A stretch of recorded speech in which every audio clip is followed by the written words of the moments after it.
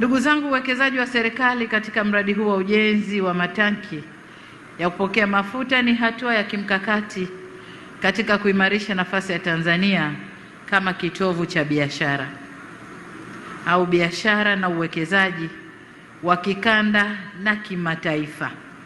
Hatukusudii hapa, tunakusudia kule. Kwa hiyo ni kikanda na kimataifa.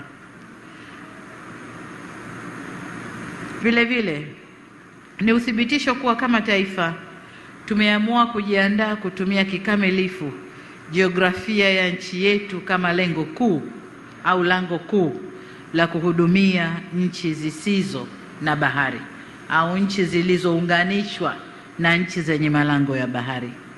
Tumedhamiria kuhudumia wenzetu kibiashara na kiuwekezaji na kuifanya Tanzania kwa kitovu cha biashara ndani ya ukanda huu na barani Afrika, lakini kama nilivyosema, kimataifa.